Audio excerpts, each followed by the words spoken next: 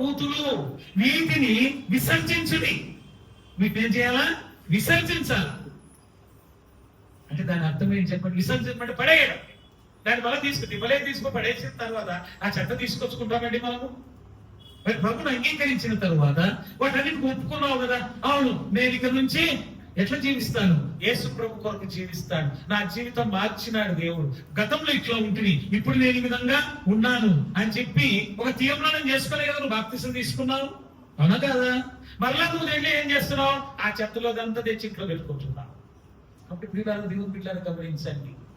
అందుకనే ప్రభు ఇక్కడ చెప్తుంటున్నాడు, మీరు ఎట్లుండాలట?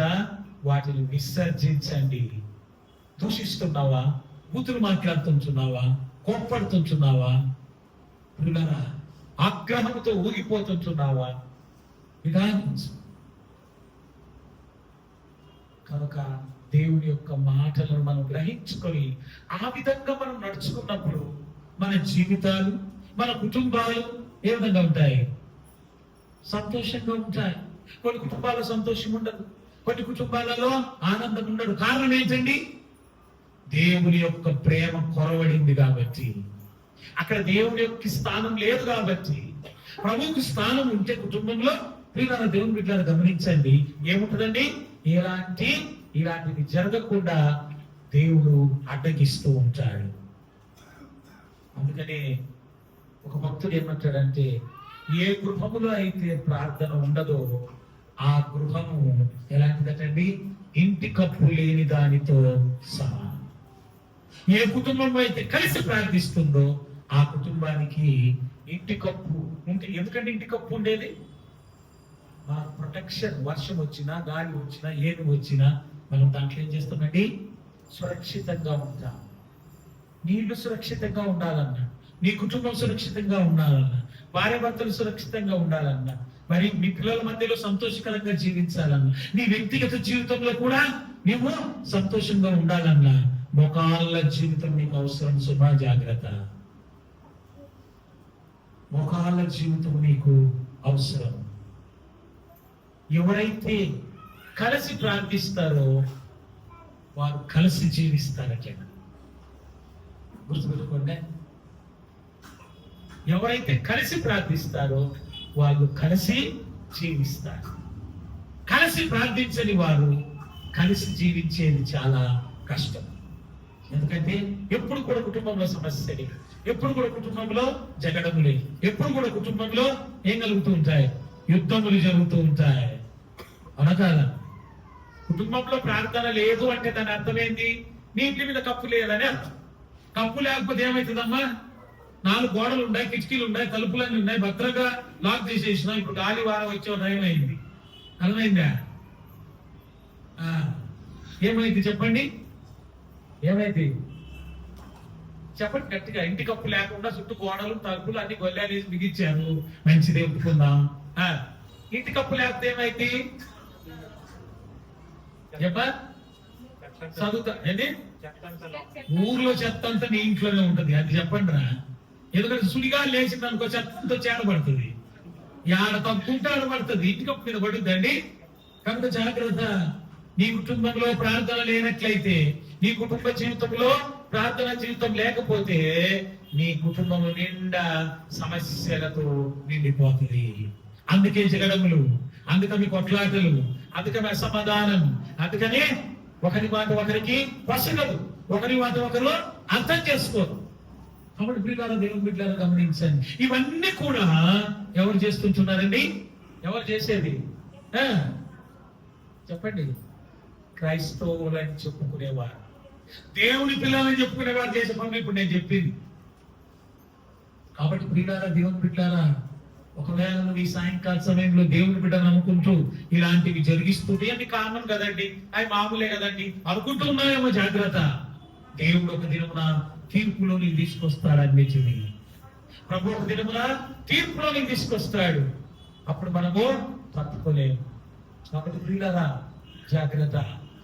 ఇకనైనా నీ దుష్ట స్వభావాన్ని, నీ పాపపు స్వభావాన్ని విడిచిపెట్టు, విసర్జించి యేసుక్రీస్తు రక్తంలో విమోచించబడు. అప్పుడు నీవు, నీ ఇంటి వారు రక్షణ పొందుతారు. నీ కుటుంబానికి రక్షణ, నీ కుటుంబంలో ఆనందం నువ్వు కలిగి ఉంటావు. కాబట్టి దైవమైన బిడ్డలారా, విశ్వాసులారా, నువ్వు ఏ విధంగా ఉంటున్నావు? నీ వ్యక్తిగత జీవితం ఏ విధంగా ఉన్నది? నీ హృదయంలో ఇలాంటివన్నీ పెట్టుకొని ఉన్నావా? పగ పెట్టుకొని ఉన్నావా? ద్వేషం పెట్టుకొని ఉన్నావా? కోపం పెట్టుకొని ఉన్నావా? దూషణ నిండి ఉంటున్నదా? ఉన్నట్టుందా? పిల్లలు, దేవుని పిల్లలు గమనించిన బైబిల్లో ఒక మాట ఉందండి. ఏంటి చెప్పండి? నీ హృదయమును బట్టి నోరు మాట్లాడుతుంది. నీ హృదయంలో మొదట అనుకుంటావు, తర్వాత నీ నోరు మాట్లాడేది. ఉరుక్క తిట్లు కదండి, అవును కదా? వస్తాయా? దాగబోతుంది తింటే ఏం చేస్తాడు చెప్పండి? 4 వాన్ చదువుతాడు. ఏమిరా ఎట్టట్లుంది నీకు?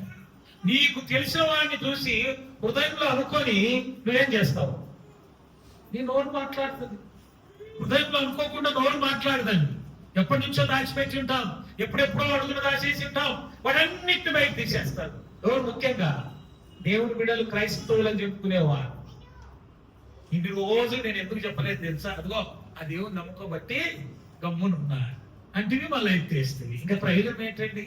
అవునా కాదా? కనుక దేవుని బిడ్డలారా గమనించండి. నీ జీవితం మారాలి, నీ బ్రతుకు మారాలి, నీ పద్ధతులు మారాలి. ప్రభుని అంగీకరించిన తరువాత యేసు ప్రభువును ప్రార్థన చేస్తున్నావు అంటే మొట్టమొదటిగా నీ ప్రవర్తన మారాలి, నీ జీవితం మారాలి, నీ మాట తీరు మారాలి. నీ యొక్క ప్రతిదీ కూడా మార్పు చెందడమే క్రీస్తులో నూతన జీవాన్ని పొందడం అని అర్థం. అర్థమవుతుందా? పాప జీవితం నుంచి నీవు బయటకు వచ్చి నూతన జీవితాన్ని ప్రారంభిస్తున్నావు. అట్టి జీవితంలో జీవించాలని దేవుడు కోరుకుంటున్నాడు. అందుకని దేవుడు అనేకమైన ఆజ్ఞలు ఇచ్చి ఉంటున్నాడు బైబిల్ గ్రంథంలో. వాటన్నిటిని మనం అనుసరించాలి, వాటన్నిటిని మనం పాటించాలి. ఆ విధంగా మనం నడుచుకున్నప్పుడు నీ జీవితంలో, నీ కుటుంబ జీవితంలో, నీ వ్యక్తిగత జీవితంలో, నీ పిల్లల జీవితంలో, పిల్లల దేవుని బిడ్డలారా, దేవుని యొక్క ఆశీర్వాదాన్ని మనం చూస్తాం. లేనట్లయితే దేవుని బిడ్డలారా గమనించండి, మనం చూచుట చేత కాదు. మరి నీ కుటుంబ జీవితంలో ఇలాంటి ఆశీర్వాదాలను చూస్తున్నావా?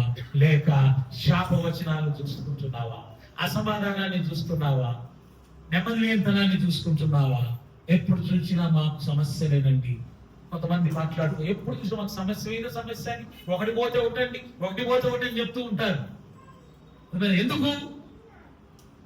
దేవుని బిడ్డలు గమనించండి, నీవు ప్రభువును సరి అయిన రీతిలో దేవుణ్ణి స్తుతించి దేవుణ్ణి ఆరాధించకుండా, ప్రార్థన లేకుండా నీ కుటుంబంలో నీవు జీవిస్తున్నావు. కాబట్టి దైవమైన బిడ్డలారా, నీ కుటుంబంలో సమాధానం లేకుండా ఉంటున్నది. కలిసి మోకాళ్ళుని ప్రార్థన చేయి. అప్పుడు చూడు, దుష్టుని జయించుటకు దేవుడు నీకు శక్తినిస్తాడు. సాతాను జయించుటకు దేవుడు నీకు బలం ఇస్తాడు. ప్రియులారా, దేవుని బిడ్డలారా, కలిసి, అందుకనే కలిసి ప్రార్థించి కలిసి శత్రువుని ఎదిరించండి. అర్థమవుతుందా? కలిసి ప్రార్థించాలి, కుటుంబము కలిసి శత్రుడైనటువంటి వారిని శీఘ్రముగా మీ కాళ్ళ కింద తొక్కివేయాలి. అప్పుడు నీ కుటుంబము సంతోషకరమైన, ఆనందకరమైన కుటుంబముగా ఉండునట్లుగా పరిశుద్ధాత్మ దేవుడు మనందరికీ సహాయము చేయుగాక. మరి సమయంలో మనందరం మోకాలు ఉన్నట్లయితే మన జీవితాలను ఒకసారి పరీక్షించుకుందాం, పరిశీలించుకుందాం. ప్రభు సన్నిధిలోకి మనం వచ్చి ఉంటున్నాం. ఈ సమయంలో దేవుని మాటలు వినించున్నాం. దేవుని మాటలు విన్నటువంటి